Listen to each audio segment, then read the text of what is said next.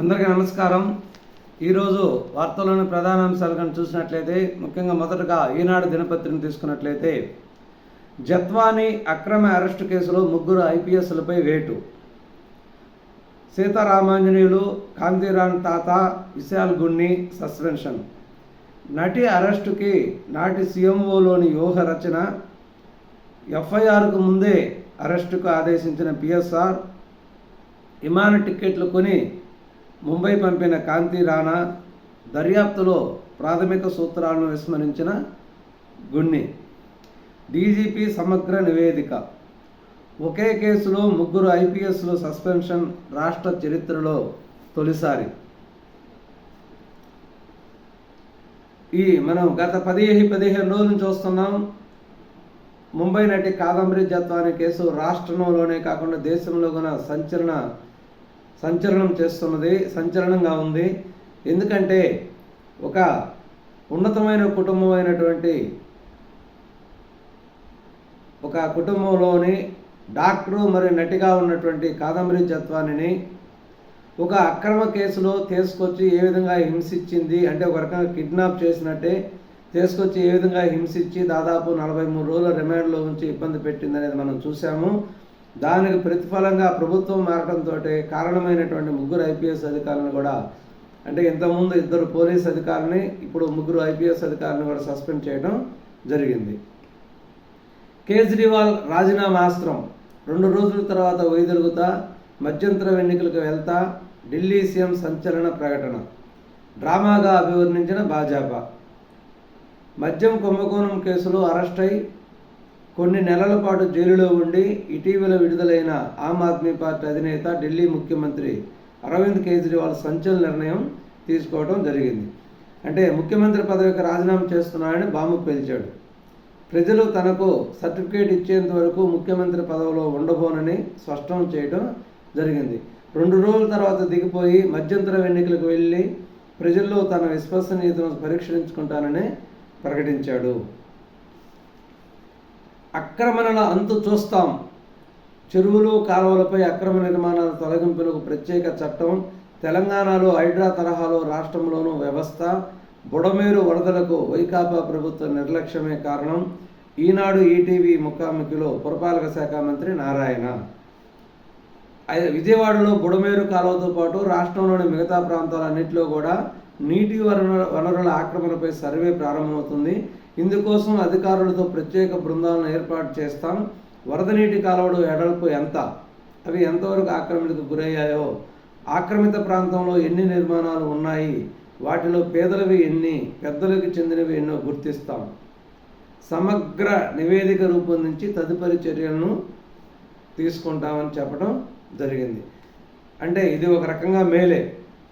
ఇది చాలా దారుణమైన పరిస్థితి. రాష్ట్రంలో ఉండే అన్ని జిల్లా హెడ్ క్వార్టర్లో, అన్ని మున్సిపాలిటీల్లో కూడా కాలువలు, చెరువులు ఆక్రమణకు గురై పూర్తిగా ఆక్రమించుకున్నారు.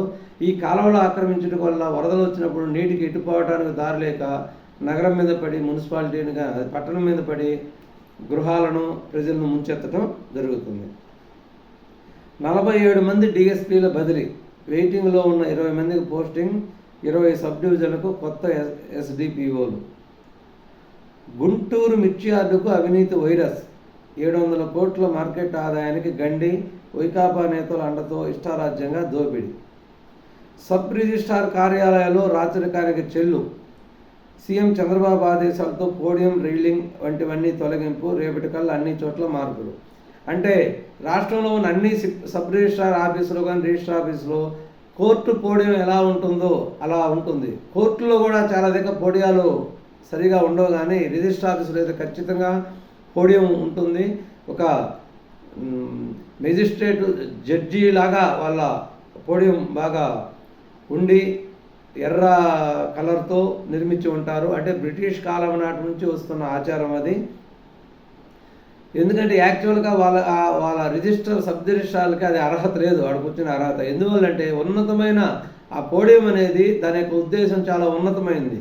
కానీ బాగా రాష్ట్రంలో ఉన్న అవినీతి పరులు అత్యంత ఎక్కువగా ఉన్న ఈ సబ్ రిజిస్ట్రార్ ఆఫీసులో దాన్ని తొలగించడం అనేది ఒక రకమైన మంచి సాంప్రదాయమే. మామూలుగా ఆఫీసర్లకు ఉన్నలాగా వాళ్ళకి టేబుల్ కూడా అమర్చి కూర్చోబెట్టడం జరుగుతుంది. దోమలపై డ్రోన్లతో సమరం, బ్లీచింగ్ ద్రావణం, ఎంఎల్ ఆయిల్ పిచికారి, వరద ప్రభావిత ప్రాంతాల్లో సహాయ చర్యలు, వ్యాధులు ప్రబలకుండా ఆరోగ్య శిబిరాలు. మరోసారి తెరపైకి జమిలీ ఎన్నికలు, ఎన్డీఏ 3.0 సర్కారులోనే అమలు, త్వరలో జనగణన, కులగణనపై రాని స్పష్టత. ఇది ప్రధానంగా ఈనాడులో ఉన్నటువంటి ముఖ్యమైన వార్తలు. ఇకపోతే సాక్షి దినపత్రిక చూసినట్లయితే, మా జోలికి వస్తే ఊరుకోం, వచ్చిన వారికి ఇక మూడినట్లే, ముఖ్యమంత్రి రేవంత్ రెడ్డి హెచ్చరిక.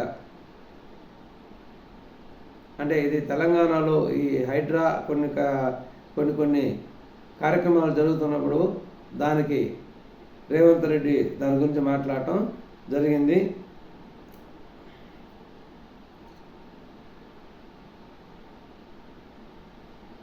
అది ఈరోజు ముఖ్యమైనటువంటి వార్తలు ఈనాడు. ఎందుకంటే అది మనకి ఈ సమయంలో కొంచెం అందుబాటులో లేకపోవడం వాటి గురించి చెప్పలేకపోతున్నాను. ఇకపోతే దీంట్లో నేను కొన్ని ముఖ్యమైన వార్తలు తీసుకున్నట్టయితే, 3వ వంతు జగనన్న కాలనీలు లోతట్టు ప్రాంతాలే, భూసేకరణ పేరుతో వైకాపా నేతల కుంభకోణానికి పేదలు బలయ్యే ప్రమాదం, బుడమేరు లాంటి విధ్వంసాలకు అవకాశం, ప్రభుత్వం దృష్టి సారించి శాశ్వత పరిష్కారం చూపించాలి. ఇది చాలా ముఖ్యమైన విషయము. ఇంతకుముందు నేను ఒక వీడియోలో కూడా చేశాను.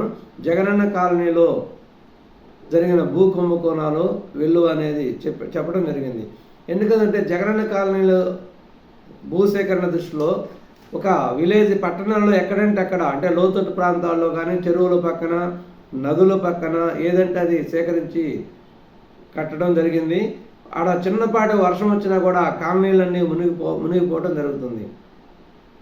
ఇవి ఎప్పటికైనా ఇబ్బందే కాబట్టి ఇప్పుడే వాడిని, ఎందుకంటే ఇప్పుడే దాదాపు కొన్ని దిక్కల 80% పనులు కంప్లీట్ అయినాయి, కొన్ని దిక్కల స్టార్టింగ్ దశలో ఉన్నాయి. కాబట్టి ఇప్పుడే వాడిని సరిదిద్ది అవన్నీ కూడా మారిస్తే ప్రభుత్వానికి కూడా మంచిది, ప్రజలకు కూడా మంచిది అని చేస్తున్నాం. దాని మీద ప్రభుత్వం కూడా పరిశీలన జరుగుతుంది.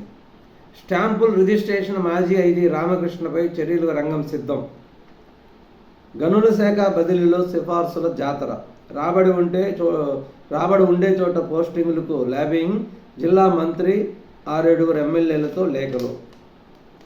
ఇది ప్రధానంగా ఈరోజు ముఖ్యమైన వార్తలను ముఖ్య విషయాలు. మరొక ముఖ్య విషయంతో మళ్ళీ కలుద్దాం. నమస్తే, ధన్యవాదాలు.